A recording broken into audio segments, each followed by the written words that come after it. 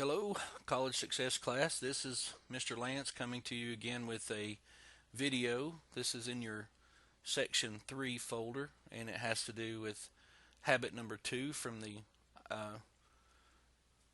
textbook. You have habit number 2, begin with the end in mind.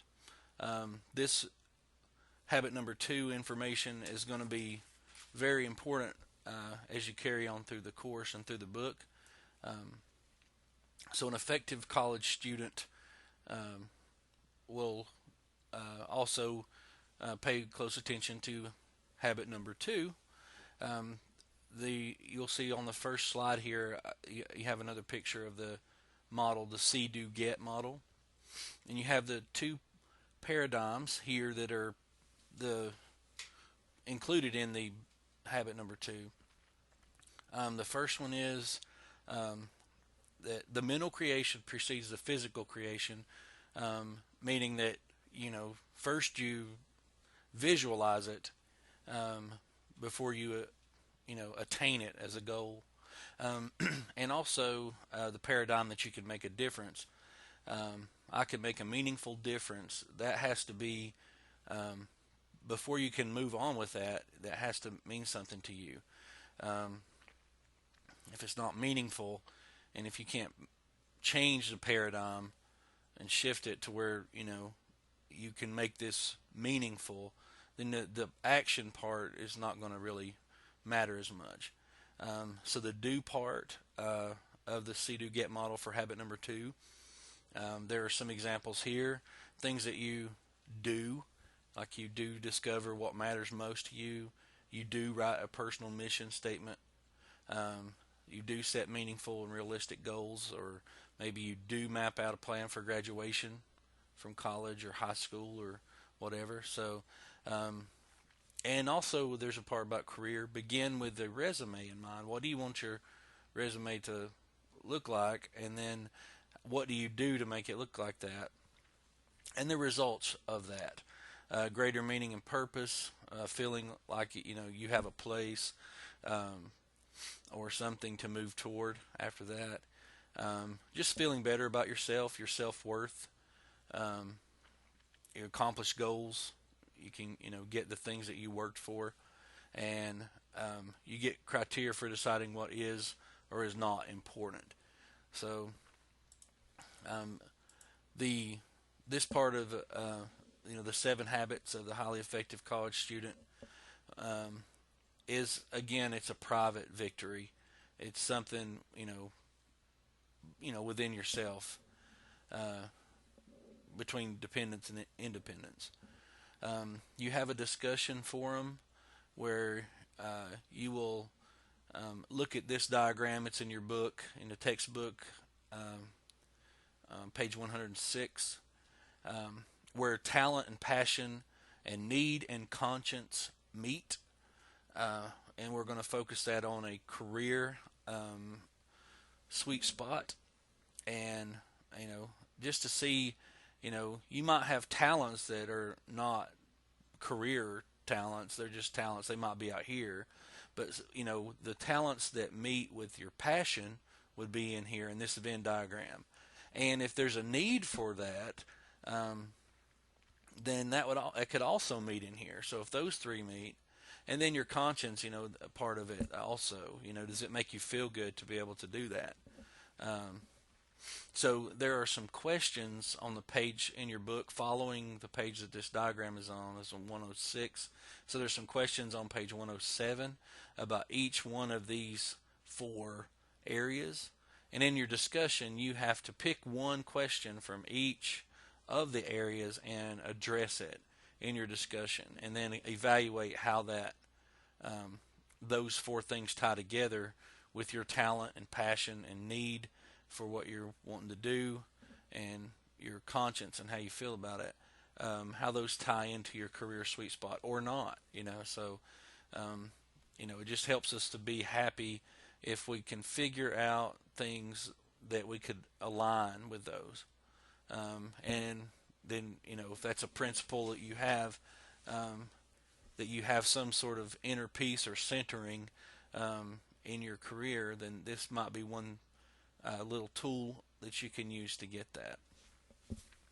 Um, like I said, there are two paradigms for habit number two. Um, and the first thing that an effective person would do, realize that there are two what things are created twice. That means that first there's a mental picture or creation of an idea or belief or whatever, and then the physical part of it. So if there's a goal that you want to achieve, um, then you have the mental picture of that, and then physically creating and doing the things that you have to do comes after that. If you skip this first part, then very seldom do you have the second part. So define the outcomes before we act. That's a very important thing for us to do. If we just you know fly by the seat of our pants, I'm going to mention that later. In other words, if we go into something not really knowing what we're going to do, or not really have visualized an outcome that then we're pretty much going to be in trouble when we get there. Um, and things to think about. Do you begin with the end in mind? Say when you start a project, it could be something simple. It could be something very complex, like getting your college degree. So it could be planning your day versus planning your life, and anything in between. Um, do you think about those things? Um, and just make sure. How can you be sure that your end in mind is clear? In other words, when you're talking to other people or you're interacting with other people, how can you be sure that ensure that your end in mind is very clear? Some things that are on here, things to try from your textbook. Write down your end in mind when you do these things. Plan your day, start a project, start your homework, write an email. What do you want the end result to be? I would like Mr. Lance to help me with this assignment. Well, what other things do you what do you have to do in order to what do you see happening? So do you see yourself, oh, now I understand? Is that your end result? When you do that, hopefully it is. From the book Seven Habits of Highly Effective People, the Carpenter's Rule. You probably heard this. This is actually a quote inside of quotes. Measure twice but cut once. I've heard a lot of carpenters actually say that. Measure twice, cut once. So, just a little thing that's thrown out there. Creating a mission statement. You might also see where opportunity for you to create a mission statement, and hopefully it's something that you can live by. But you make sure that you can focus on certain things that are aligned with your principles, and that when you do those things, it actually helps you feel like an accomplished person. It's based on your principles. So these are things about a good mission statement. It clarifies your most important things to you, your values. So it's based on principles and includes or clarifies your values. So, those are slightly different things. It provides a direction and purpose, something you can refer to if you were off, off focus or, out of focus. It might pull you back in to, realizing, is what I'm doing right now aligned with my mission statement? And then it addresses the most important aspects of your life. So you have areas of your life surrounding your principles that are important to you. Maybe it's family, maybe it's friends, maybe it's church, maybe it's football, I don't know, whatever it is.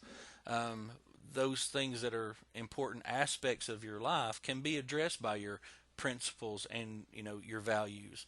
And the more you make those things line up, then if those things are truly your principles, then probably the more happy you will be. So, and it represents the best in you, or the best you have to offer. Um, and the thing about a good mission statement is it's always changeable or tweakable. You could always adjust it and make it where you need to improve in a certain area. You can add that to your mission statement. You can word your mission statement different ways. Um, Also, things that might help is if sometimes I know a lot of times families will make a family mission statement and have individual mission statements that align with the family mission statements. That I've heard of that being effective. So it could be something that you do just on your own. Nobody else knows about it, and you just do it just because that's what you want to do. It could also be something that you do with people that you care about. Again, things to think about. Uh, I'll just leave that slide there for just a second. But these are things you'll see them in your book. Um, just like, what does it mean? What do these things mean to you? Uh, do you have these things? Do you care if you leave a legacy? Do you even care about that? Maybe you do, maybe you don't, but um, you will have an effect on somebody in your lifetime. So, what do you want that legacy to be? Um, and always remember, you can revise and refine your personal mission statement. If you don't have one, you can write one. You can share it with those that are close to you, like I said before, and encourage them to write their own. Some things you want to avoid. Um, well, avoid this. Getting started without a clear idea of what you want to achieve. Typically, being a guy, I like to think that if I get a new toy, a new object, that I can put it together without looking at the instructions. Um, and almost all of the time, I have parts left over, or I've had to go to the instructions and figure out what to do. Not every single time, but it's not as effective as I could be. So very common yet ineffective. Like, this is a part that's out of your book right here. Get started without a clear idea of what you want to achieve. That is an ineffective behavior. So I wrote, it's very common yet ineffective practice to start a task without thinking about what we want the outcome to look like. But when those are the things that usually don't get finished the way we want them to, or they don't get finished at all a lot of times. And here's another one, another behavior that an effective person would try to avoid. Let others' agendas and circumstances define how you live your life. So, regardless of how good, you know, of a person somebody else is, and they should not define how you live your life. You might gain some things that are in alignment with your principles. Um, that may help you, but um, I added to that, it is a common ineffective practice when everything we do on a daily basis is focused on someone else's circumstances, especially when they're not aligned with our principles. So if you're constantly trying to, your life revolves around the agenda or circumstances of someone else. If those agendas and circumstances are not also aligned with your principles, then it is going to cause you, eventually, I believe, some type of discomfort or some type of unhappiness. So, if they're aligned with your principles, it may never even phase you, but it's ineffective if your effort goes toward someone else's principles or agendas. And then there'll be a quiz on this video, and then here's something that I say, and I don't know if I made this up, or I mean maybe I had a clue about it somewhere. But as far as I know, I haven't heard anybody else say it. But anyway, when I know I am flying by the seat of my pants, which sometimes that happens, and I'm not literally flying, uh, not by the seat of my pants anyway, but but if I'm going at things with no purpose, no knowledge, no direction, and I'm not, I'm just flying by the seat of my pants. Whatever happens, happens. Whatever. I understand that I should not complain about the discomfort caused by the wedgie that I get because I was flying by the seat of my pants. Um, so there'll be a multiple choice question about that, about what causes the discomfort from flying by the seat of your pants, according to Mr. Lance. What causes that discomfort? The wedgie. If you don't know what a wedgie is, actually be considered a form of bullying if somebody did this to you. But it's where they pull up the back of your pants, and then you have quite a bit of discomfort from the butt of your pants being, a little too tight, and I'm pretty sure most people know what a wedgie is, but um, it's a good answer to a multiple choice question, when I'm trying to have some fun. But obviously, when you're flying by the seat of your pants, um, you can't complain about things. Uh, so on your quiz for the video quiz 3, um, it'll be, you can't complain about the discomfort caused by the wedgie. So anyway, just a real quick look at some of your Section 3 things. You'll have a folder that'll be available initially. Now you'll have to watch this video, which I guess you're doing now. But then once you do, you'll have access to a couple things. One is the video quiz 3, which I just told you the answer for that, and you'll have your notes that I just went over on that little PowerPoint. And then you'll have assignments in Section 3 and discussions for Section 3. But you will not have access to some of these things until you have marked this video as reviewed, and then taken video quiz number 3 by providing the correct multiple choice answer to my question. And after that, you'll have assignments that you can do, one of which will be a quiz on the whole chapter. And then you have discussions. For example, you'll have the career sweet spot discussion to do. Please make sure that you pay attention to the due dates, okay? Because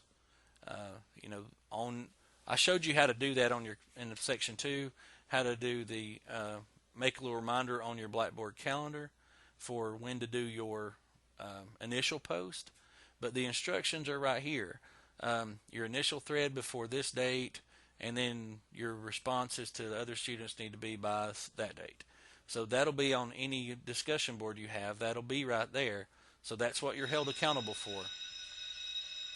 So just make sure that you pay attention to all your due dates for everything, and also remember that things won't be available unless you mark reviewed or take the quiz or whatever. So just make sure you do that.